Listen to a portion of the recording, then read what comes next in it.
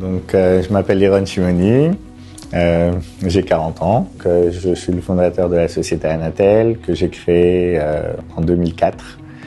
Les gens ne connaissent pas spécialement l'histoire d'Anatel et l'histoire bichlal de ma vie, sauf pour ceux qui ont justement lu le livre de ma sœur. Mais il faut savoir qu'en fin de compte, toute mon histoire familiale a joué un très grand rôle dans mon entrepreneuriat.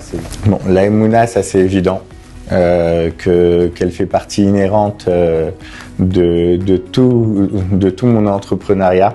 Je fais rien d'abord sans consulter des rabbinim d'un point de vue ilchatique à chaque fois que je souhaite faire quelque chose, déjà dans un premier temps. Mais même la hatzlacha de telle ou telle chose, elle est fonction entre guillemets de la Emouna qu'on a à la réussite de cette chose-là.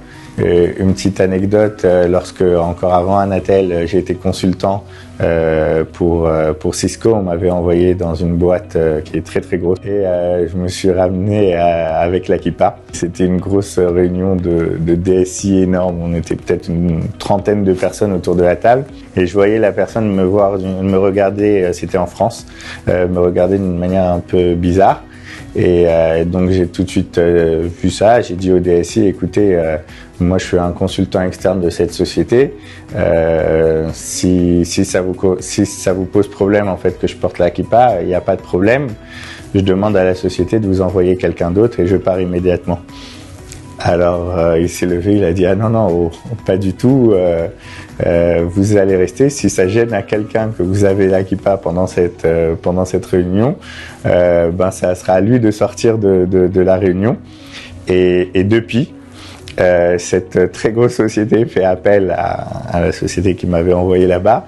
Il m'a dit vous nous envoyez-nous Liron avec la kippa.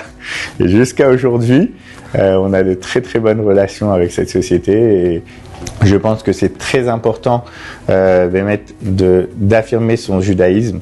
Dernièrement, on a eu des problèmes justement de service pendant Shabbat, des choses comme ça. Dans quel cas il y a des notions de pikuach nefesh, pas pikuach nefesh, etc.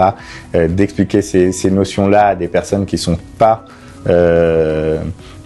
pratiquants, mais qui sont juifs, c'est d'autant plus intéressant et de donner une jolie image d'une personne qui est aussi bien juive, religieuse, pratiquant, pour certains appelés orthodoxe, mais qui travaille, qui va pouvoir communiquer sur des dizaines de domaines très techniques et très pointus. On a l'impression que plus on travaille et plus on réussit, ou plus on travaille, plus on avance, etc.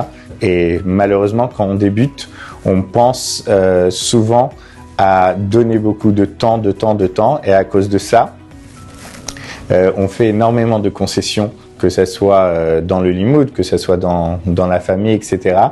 Et malheureusement, ce temps-là, aucune somme que vous gagnerez dans le futur ne pourra racheter ce temps-là.